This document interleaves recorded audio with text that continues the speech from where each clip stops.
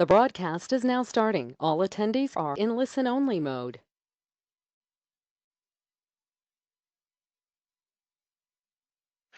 Good morning, ladies and gentlemen, and welcome to this morning's Toolbox Talk. My name is Sean Frey, and I will be the organizer for this morning. Guys, just before I do hand it over to Chris, just a few little things to go through. But the gist of it, guys, is at any point in the webinar, if you guys have any questions whatsoever, just go ahead and pop it in the questions tab. If it is a question on the service, I will go ahead and answer it there. But if it is a question on the material, I will go ahead and leave it for Chris at the end of the Toolbox Talk. Okay, guys, I am going to go ahead and hand it off. Enjoy the session. Chris, are you there? Yes, thank you very much, Sean. And once again, a very big welcome to all our attendees from all around South Africa. We really appreciate it. I just want to say from my side how much I appreciate the emails, the correspondence from you guys, also the good comments, the criticism, all of it. I appreciate very much from the attendees. So guys, please keep doing that. Keep sending through your suggestions and queries. This is how we get solutions. This is also how we solve things, issues that we are finding in the industry, especially around occupational health and safety, and a lot of very, very good viewpoints coming out from the attendees. So please keep those emails coming through to us. As normal, this Toolbox Talk is brought to you by FEM and IOPSTA, that Institute of Plumbing South Africa, and then it is accredited with a SAOSH CPD point. Thank you very much to SAOSH for all the good work that the guys are doing there, as well as to all of you members who constantly try and promote health and safety in the industry. And then it is proudly presented by myself, Chris at OHSS Consulting, which is a member of IOPSA as well as SAOSH.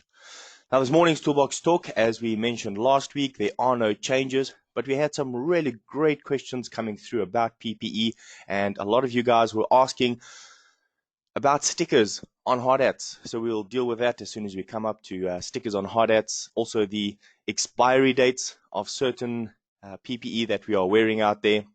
So I'll go through the general ones, but I'd like to start off this morning by really asking each and every single one of you, whether you're a manager, whether you're a safety professional yourself, whether you are the end user of tools, portable electrical tools, or even on a construction site. A lot of you plumbers needing to wear special type of PPE for the tasks that you're performing. Please remember how important PPE can actually be for us.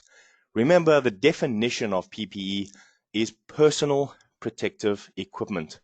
And all sites on construction will include mandatory PPE. So look out for these signs. It's a little blue sign with a white backing. These signs are telling you what you must wear. This is not advice. This is not a suggestion. This is mandatory needed PPE to be worn as soon as you are entering that section. This includes any single person that is inspecting, supervising, or just going to check on something in that area. So yeah, I'm going to speak to all of you managers who sometimes say that you are not working in that environment, so you do not need to wear the PPE. Mandatory means as soon as you walk into that environment, you must have that PPE on. It is not just for the workers. And then for those of you who are working in those environments, once again, mandatory PPE means you must be wearing it all of the time, not halfway through the day and then taking it off because it feels uncomfortable. So guys, these are the topics that we want to discuss this morning about PPE. And again, please send your comments, your questions, or even your suggestions through to us, Chris at ohss.co.za, or we'll wait till the end of the Toolbox Talk to handle some of your questions. Now I'm going to show you 3 photos in front of you. Since it is soccer season, I've decided to take a look at the soccer teams, and you are going to notice something in each one of these pictures that you see in front of you. You might not know who the actual team is, so don't worry, I actually don't even know them myself. I just know that this one is Italy, but the rest of them I actually do not know. But one of the things that you are going to specifically see in each one of these photos is a piece of PPE. In fact, you might see more than one piece of PPE. For those of you who are aware at these different pictures, you will notice that one particular person is always wearing PPE. Well, you've got it.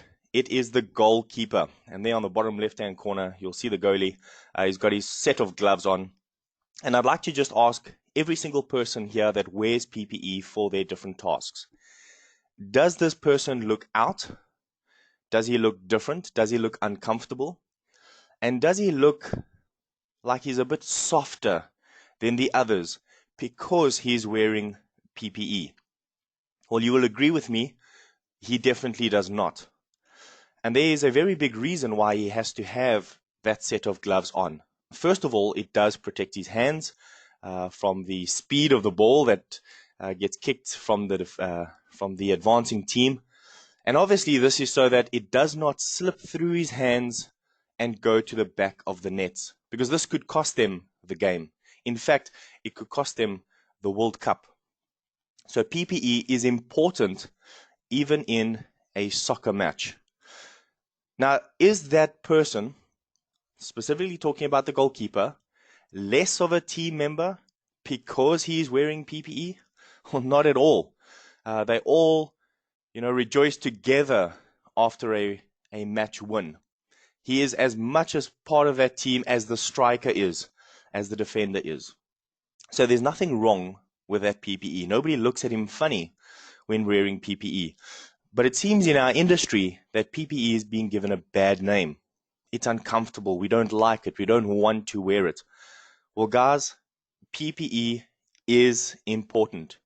And even though it is or seems to be less important than other safety measures such as guards or paperwork or documentation or even those engineering controls, it is the last defense against risks and hazards slipping through our hands, much like that soccer ball going into the back of the net.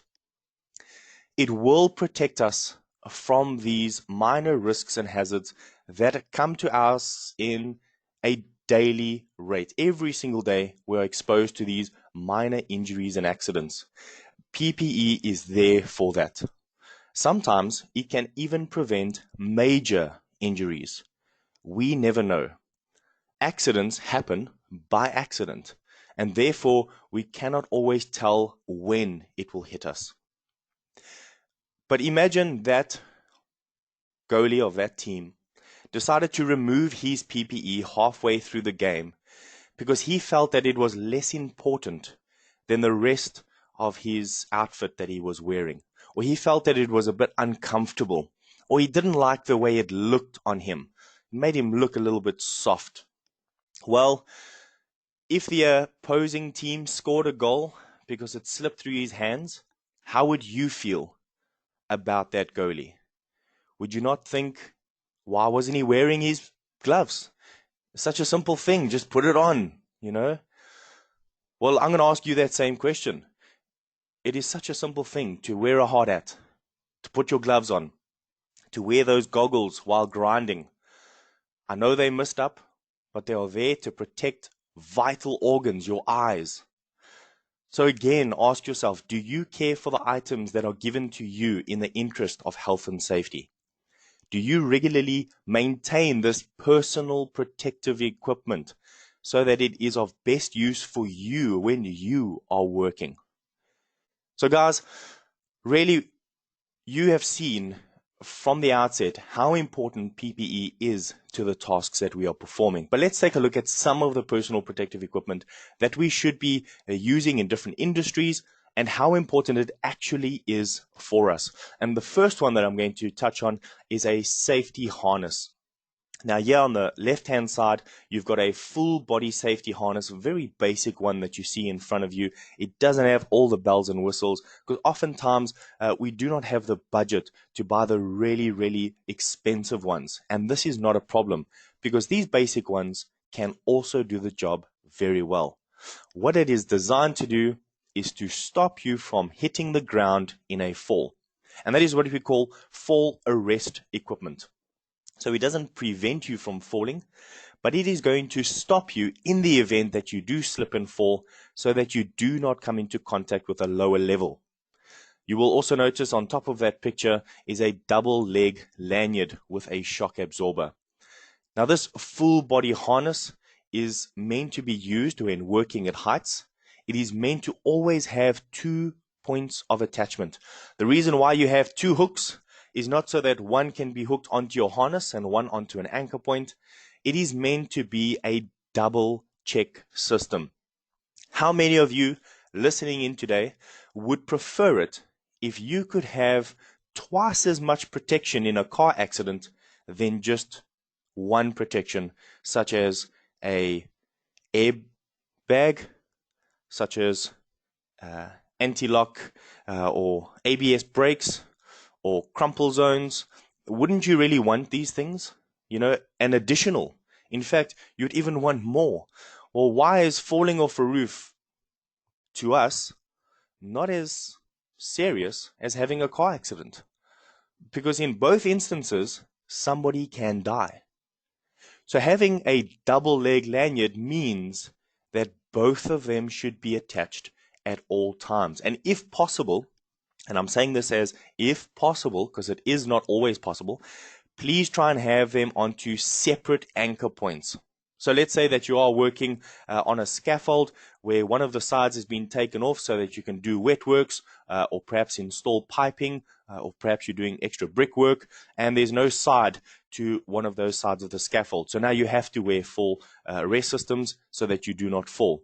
Make sure that you connect one of them to a purlin or perhaps an anchor point on the physical building if it's possible, and then the other one to the actual scaffold. And that gives you 2 points of attachment for a double safety measure.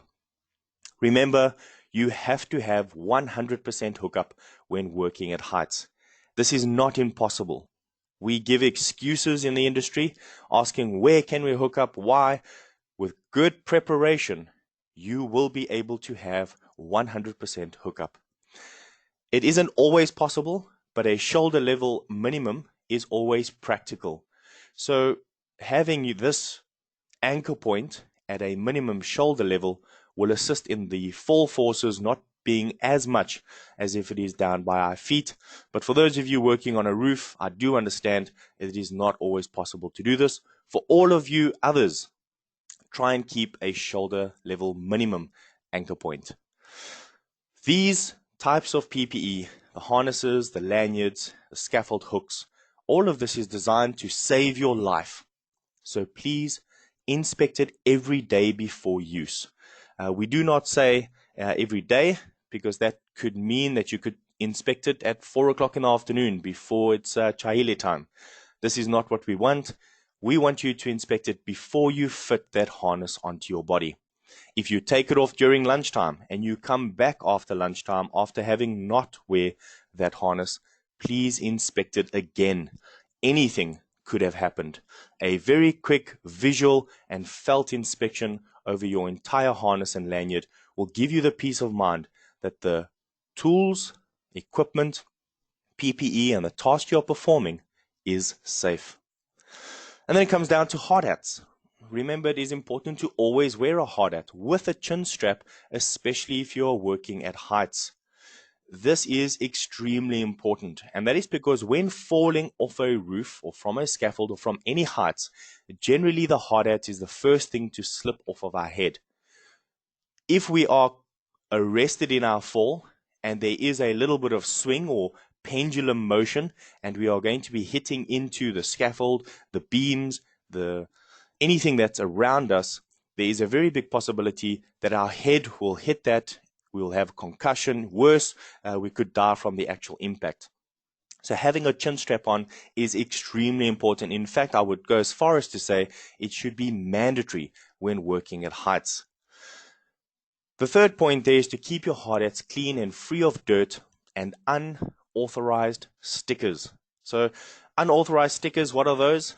Guys, I'm going to say it, Orlando Pirates stickers, Kaiser Chiefs stickers is an unauthorized sticker. So what is the only sticker you are allowed on a hard hat? Well, that would be an induction sticker. You see, anything that promotes health and safety is allowed. An induction is showing that you have been inducted. it is promoting awareness of induction, and it is showing that you are compliant. Having unauthorized stickers does not promote health and safety, and thus you are not allowed to have them on your hard hat. Most of the manufacturers that I've seen thus far have got a 2-year limit on issue of their hard hats, which means most hard hats are expiring after 2 years from date of issue. Then please adhere to your site-specific color coding for hard hats. And this would mean, yes, you would have to read that safety spec, that 200 to 300 page sometimes document that tells you all about the health and safety on site. It is vital to read those things, and that is because it stipulates what is required on site. It will give you the specific color coding for those who are fire marshals, for those who are first aiders. On a lot of sites, we have a very bright pink color hard hat for those working at heights, and that is not so that we can make them feel a little bit more feminine. Guys, that's not the point. It's so that as safety officers, we can check from a very far distance that hard hats are being worn when working at heights specifically. Never share your hard hat. In fact, never share PPE. It is called personal protective equipment. It is for you and you alone. And then, again, with this type of PPE, inspect it every day before use. You never know what could have gone wrong the day before. Hearing protection comes in many forms, whether it be earplugs, ear muffs, or other types of hearing devices to cancel out noise-induced hearing loss. It is very important to always wear this protection when it is required. So when you see a blue mandatory safety sign with ear muffs or even earplugs, please make sure you keep these in a good condition. They should be clean at all times, and they must be worn. Now, just on a side note with this specifically, we need to ensure that the environment that we are working in, especially if it has the possibility of noise-induced hearing loss, that noise has been measured. A noise survey must be done. That is to check the amount of decibel reading in that environment so that we can use appropriate hearing protection for that environment. And then wear hearing protection when working with machines and equipment that generate noise. And that will be grinders, drilling machines. Most of your portable electrical tools have some level of noise that is above normal. And thus, an appropriate hearing protection must be worn. Again, never share this type of PPE and inspect it every day before you use it. Goggles and eye protection are also very vital, but they are just as vital as every other piece of PPE that we are speaking about. So make sure that in the instances where goggles or safety glasses have to be worn, or any types of face shields, make sure that these are kept clean, maintained, and free of any defections or deficiencies, so that when something happens, and we're not going to say it's going to happen every day, but wouldn't you want it to protect you in case of an accident? Again, we don't know when accidents will happen, but oftentimes we are seeing guys grinding with grinding wheels, not wearing the appropriate face shield. We are seeing guys soldering, not using the correct types of masks. And many times we are just doing basic construction work or basic cutting work where there is the possibility of very small fibers, very small pieces of metal, or even plastic PVC on piping that can come off and enter our eyes. No goggles or even basic safety glasses are being worn. And the arguments that I'm getting is they missed up too quickly, they're uncomfortable, and quite frankly, they just don't look cool. Well, guys, I'm sorry that they haven't made a very cool set of goggles yet that can make you feel good. But remember, the most uncool thing is to lose your eye because of not wearing a certain piece of PPE. You do not want to lose your eyesight because it can happen within an instant. Again, never share your eye protection and inspect it every day before use. Overalls is also a very important part of PPE. We may view it just as something that we dress up in and put on every day. However, overalls must be kept clean. Remember, the OHS Act describes health as well as safety. Hygiene is an extremely important part of the Occupational Health and Safety Act.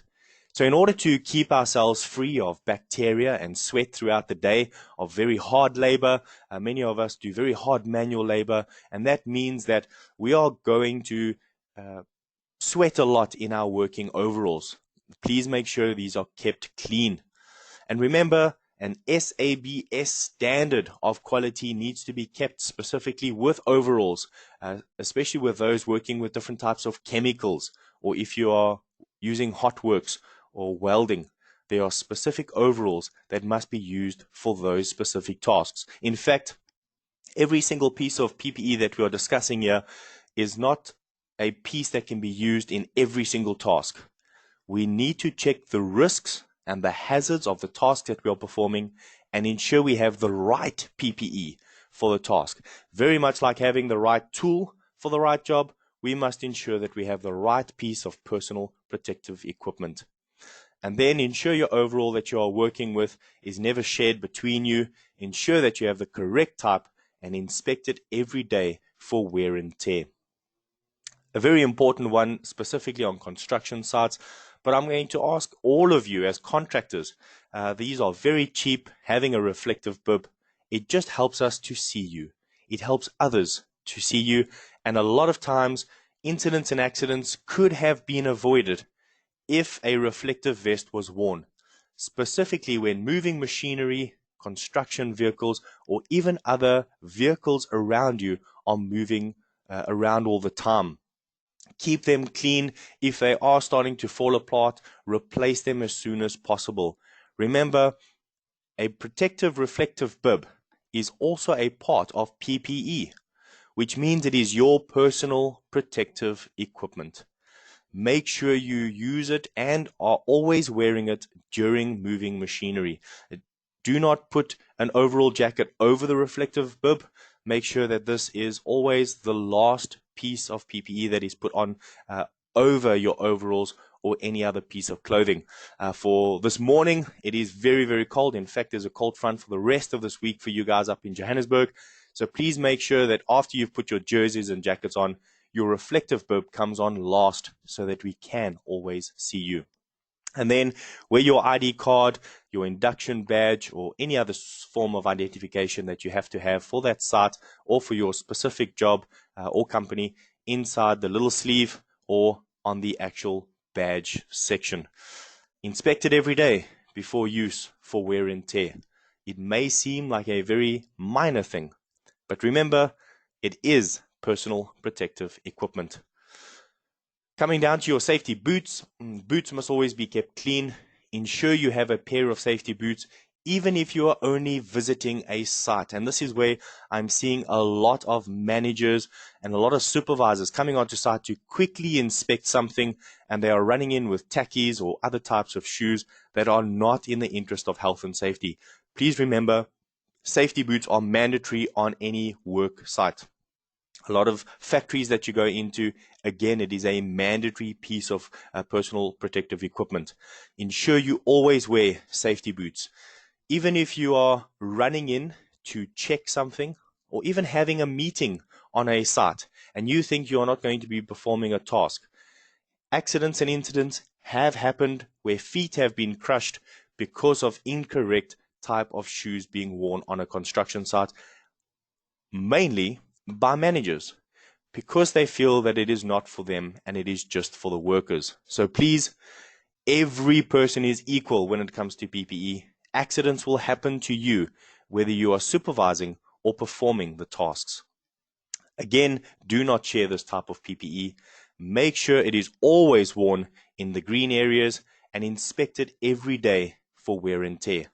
Now, safety boots, speaking to quite a few manufacturers, depending on the amount of time that you're wearing it each day, specifically with the insole, that tends to really have an impact on your muscular skeletal person, your bones and your muscles. Make sure that that insole and the padding is always of high quality, and try and replace your shoes as soon as you feel that the foam inside is starting to deteriorate. Take it back to the manufacturer and obviously ask them when they should be replaced.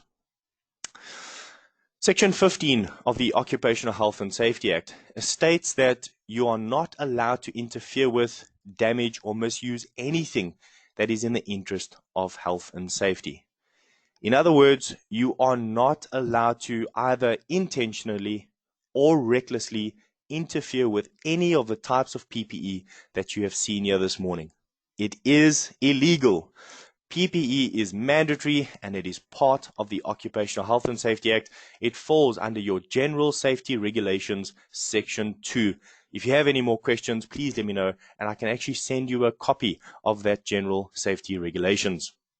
But just to recap for this morning's Toolbox Talk on PPE, please remember that you, each one of you sitting in this Toolbox Talk this morning, is responsible for your own health and safety and the health and safety of others. And it could be what you do that affects others, but even what you do not do, such as not wearing PPE, that has an effect on the safety of others around you. Make use of and do not abuse your PPE equipment that is being supplied. Remember, it is for your own protection. Keep all your PPE clean and in a good working condition. Make sure you have a good maintenance routine. Report to your employer any dangers or defects on all of the PPE, and try and do this before wearing it to complete a task first.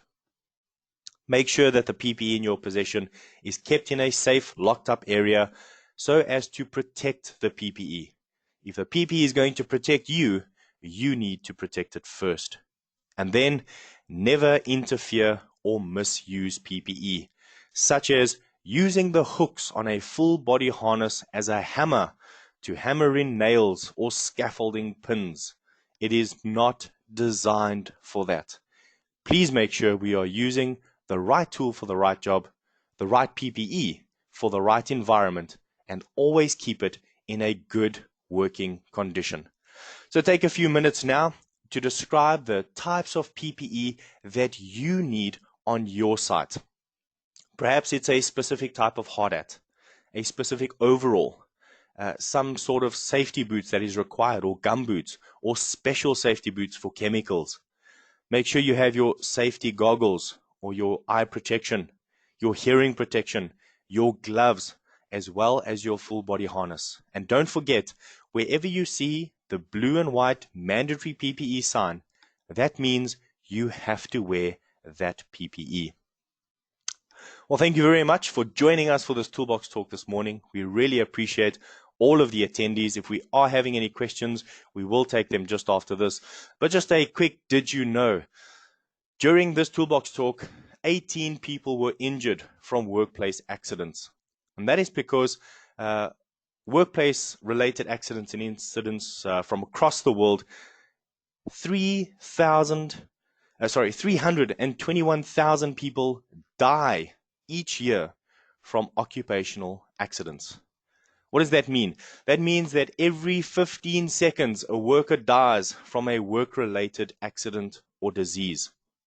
Guys, ensuring that we have minimum compliance is important because it is minimum.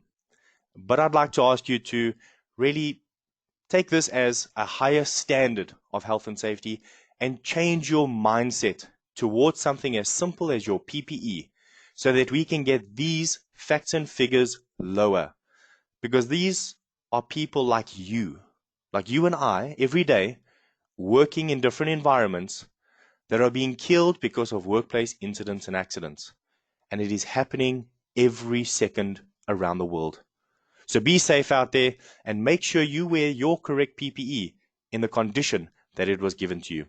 And we look forward to seeing you next week, the same time, for another topic where we are going to discuss confined spaces. How do they affect us? What must we do? And how do we work safely in these very dangerous environments. Thank you very much once again, and we can hand it over back to you, Sean. Perfect, Chris. We do have a couple questions here. Let's get right into it. The first one reads, what is the recommended sound level for hearing protection to be worn? So guys, this is obviously dependent on the actual survey that is done. Remember, you've got a minimum decibel reading that is for any normal working environment. As soon as it exceeds that, whatever is over and above what is required by law, then hearing protection measures must be put in place. And obviously, the higher the sound goes, the different types or better methods of hearing protection must be done. What I'm going to do is I'm going to keep that question, and I'm going to look for a kind of a standard at the moment, where I can give you a few bullet points of what type of decibel readings are we looking at, whether it be 85, 90 to 100, that type of thing, and what type of hearing protection to wear. If possible, please drop me an email for those of you who ask those questions. And what I will do is I will ensure that we have those answers with the bullet points of, let's say, 70 decibels to 80 decibels, or what type of hearing protection to have as a norm. All right, perfect. The next question reads, when does PPE need to be triple, double, or single stitched? That is a very good question. Now, I've never had that question before myself, and I'm going to be honest and say to you, I do not know. What I would like to do, Sean, with these questions, definitely, please can we get copies of these? I am going to do research on that, so that for any others that are joining in that don't know, perhaps there is somebody that does know these answers. Could you also please send us through your comments as well? I do apologize that I do not know that question. Very interesting one, and I'd look forward to finding the answer. Perfect. The next question reads, I am the person responsible for safety, and all managers were informed about wearing PPE, but they still do not comply. What can I as a member of SAOSH do to enforce the managers to supply the correct PPE? Okay, so remember, under the General Safety Regulations Section 2, it is mandatory that every employer provide free of charge safety equipment, PPE, and that must be suitable for the actual tasks being performed. In other words, what that regulation is saying to us, that a hazard identification and risk assessment must be carried out first before any work commences in any environment. The PPE that is identified on that risk assessment becomes mandatory not just for the task being performed, but for the environment being worked in. And thus, it is illegal to not wear PPE in that environment. And that is where, obviously, you will have to have disciplinaries, very good policy in place, and then you must follow those disciplinary procedures. And please bring it up in your next safety committee meeting. It should be a topic of discussion during that meeting. Perfect. The next question reads, good morning. I know it says never share PPE, but what about visitors coming to the site who do not have their own PPE? You do not tell people to bring, but they do forget. And when they visit and forget, I apologize, but they do forget. And when they visit, they are always requested to bring it back to the office. Do you then write those off? So I have had this in many situations. We go into a lot of construction sites, and when we do bring visitors along, they do sometimes forget hard hats and safety boots. We have to remember the type of task being performed in this. The person's not going to be spending a large amount of time, and oftentimes it's okay to, wear it for an hour or two, or if sometimes even half an hour, and then bring it back, and then it can obviously be used again. What I just want to recommend to those of you who are doing that out in the industry, it does become a very big expense just to give PPE away. So I do understand the need for why you are asking this.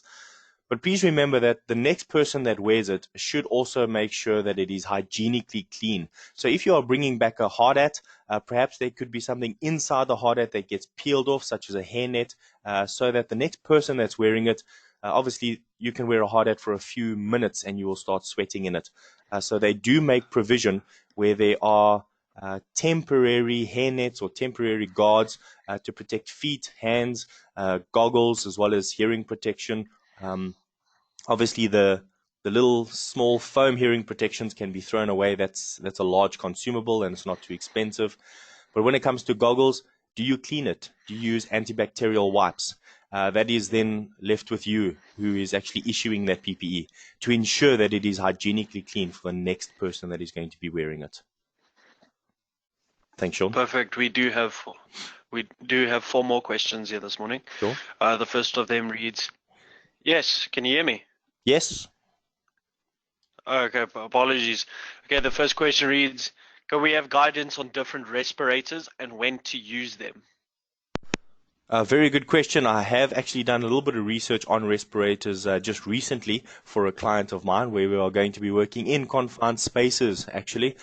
So there are different types of breathing apparatuses, or even the different types of respirators to be worn, from dust masks right up to your double cartridge. So what I'd like to do is, if this person that's asked the question, or if any others want the answer to that, please drop me an email, chris@ohss.co.za, and I'll give you the full printout of all the different types of respirators needed for the different environments. It's quite a lengthy document, so I'll send it through to each one of you. Perfect. The next question reads, am I correct to note that PPE is mandatory in many workplaces? It should be captured and justified in the risk assessment. 100% correct. As we mentioned in the general safety regulations, regulation number 2, a risk assessment has to be done before issuing PPE. That means we are ensuring the correct type of PPE for that environment. You are 100% correct in saying that. Thank you very much for that comment. Perfect. The next question reads, in instances where no records are kept for the issue of hard hats, can a 2-year manufacture be enforced? Yes, this can be done. Remember, it is date of issue, not always just to the person wearing it, but sometimes even from the issuing from the manufacturer to yourself. Even though you haven't worn it for 2 years, the manufacturer is saying that after 2 years, things start deteriorating, like the inside plastic starts going a little bit hard, and then it's not able to withstand the impact.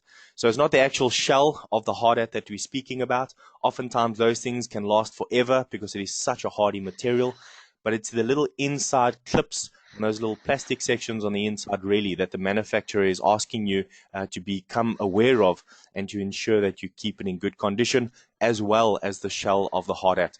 So if there is no registers or checklists, and I'm going to just suggest please to have that in place, make sure you do have issue registers and checklists, then you can use the date of manufacturing to withdraw those hard hats after 2 years. All right, the last question we have here reads, as an owner, you have given staff PPE, but they keep misusing it and losing it. Can we request that they bring their own?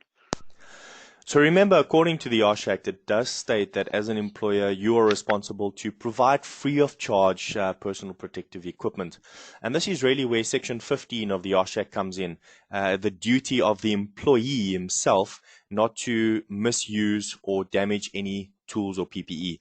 So it would have to come down to your organization's disciplinary procedure for reckless or negligent use of health and safety equipment. And you can drill it down to PPE specifically.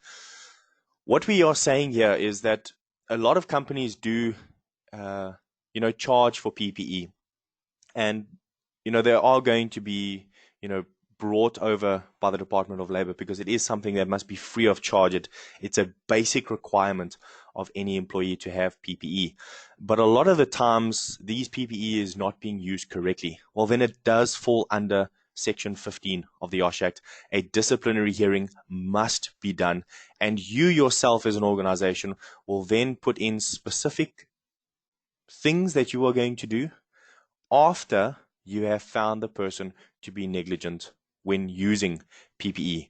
Follow your own policies and procedures, and then you have grounds to actually start charging or requesting PPE to be brought of their own. But remember, as a norm, the OSH Act states that PPE must be issued free of charge from the employer to the employee.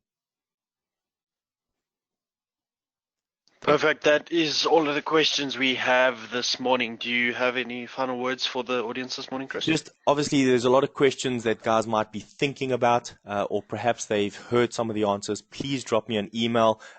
Sean, you can go ahead and put it on there in the chat, chris@ohss.co.za.